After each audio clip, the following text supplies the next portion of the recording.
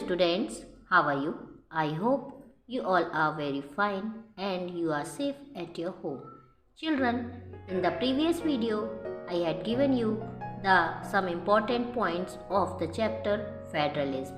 Today, I will give you some other questions of your social science political theory book, chapter 6,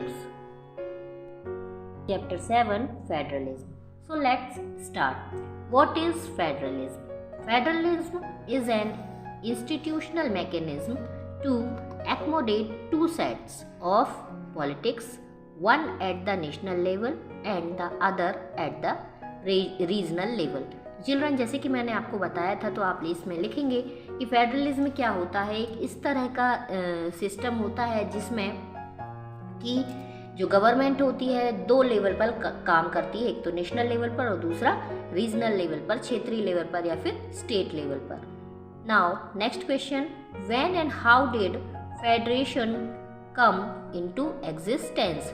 answer, the federation in India has come into existence by the integration of independent princely states into British provinces.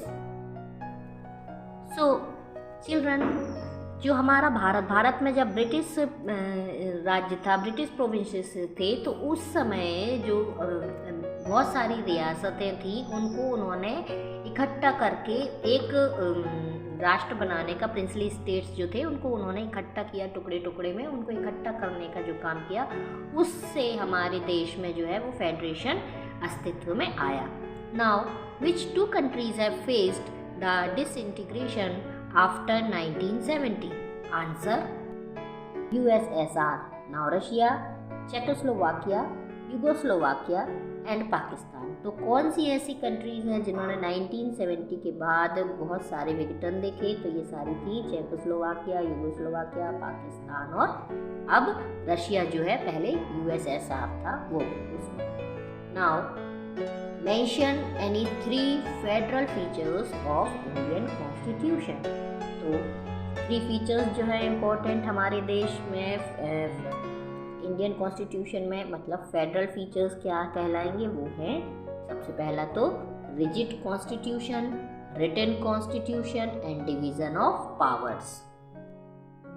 तो हमारा जो constitution है वो सबसे पहले तो rigid है, मतलब कठोर है, और इसके साथ साथ लचीला भी है।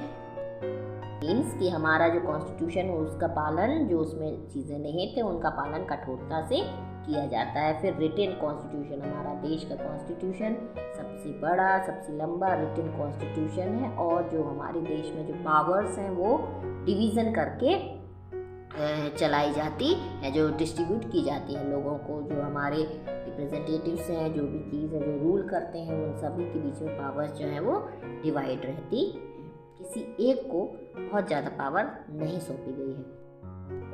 नेक्स्ट क्वेश्चन है, how many languages are there in India?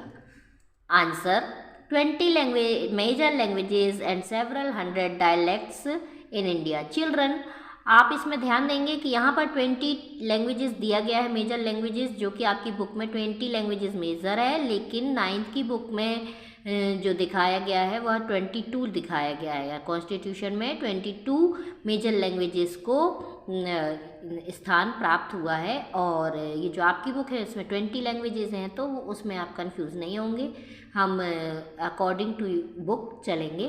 तो 20 मेजर लैंग्वेजेस और बहुत सारे डायलेक्ट्स, मतलब बहुत सारी जो उपभाषाएं, क्षेत्रीय भाषाएं, वो सारी कई सौ हमारे देश में बोली जाती हैं। ठीक है, इसके बाद कुछ मैं आपको एक्स्ट्रा और क्वेश्चंस लेकर आई हूँ इसमें, जिसमें दिए गए हैं very short answer type questions. ये थोड़ा सा अभी मैंने जो करवाए उनसे थोड़ा सा बड़े आंसर्स इसमें होंगे, थोड़ा सा वर्ड्स ज़्यादा होंगे। So let's see, how have the powers been distributed in the federation of India? Answer, the constitution of India has provided the various list of powers, that is the central, state and concurrent list. The central list contains 97 subjects of national importance. State list having 66 subject matters of state subjects and concurrent list contain 47 subjects on which both come from laws. तो children, हमारे देश में powers जो हैं वो किस तरह से डिवाइड हैं, किस तरह से डिस्ट्रीब्यूट की गई हैं। तो हमारे देश में कॉन्स्टिट्यूशन जो है वो, उसमें पावर्स जो हैं वो स्टेट को और सेंट्रल गवर्नमेंट को, दोनों को ही प्रोवाइड कराई जाती हैं। उसमें सब्जेक्ट मैटर्स जो हैं वो दे दिए गए हैं कि ये सब्जेक्ट जो है सेंट्रल की गवर्नमेंट देखेगी, ये इश्यूज जो है वो स्टेट की गवर्नमेंट देखेगी। तो इसमें 3 प्रकार की लिस्ट बनाई जाती हैं, वो हैं state list, central list, concurrent list. तो सेंट्रल लिस्ट में 97 सब्जेक्ट्स आते हैं जो कि नेशनल इम्पोर्टेंस के सब्जेक्ट होते हैं। स्टेट लिस्ट में स्टेट्स की जो इम्पोर्टेंस होती है उनके सब्जेक्ट्स आते हैं, और कंकरेंट लिस्ट में दोनों ही इन्वॉल्व होते हैं, दोनों ही मिला करके कानून बनाते हैं उन पर। वो जो लिस्ट होती है सब्जेक्ट्स की, उनमें कंकरेंट लिस्ट में वो सारे आते हैं। इसके बाद नेक्स्ट क्वेश्चन है, what are the factors which make a federalism successful? So the answer is the written constitution, an independent judiciary, cooperation and mutual trust, political parties, a clear distribution of powers in various list. तो children, इसमें हमारा जो देश है उसमें federalism successful है, तो इसके लिए कौन कौन से फैक्टर्स जो हैं वो हेल्पफुल होते हैं। तो सबसे पहला जो हमारा रिटन कॉन्स्टिट्यूशन है वो, फिर हमारी जुडिशरी है वह किसी के दबाव में काम नहीं करती है, इंडिपेंडेंट जुडिशरी होती है।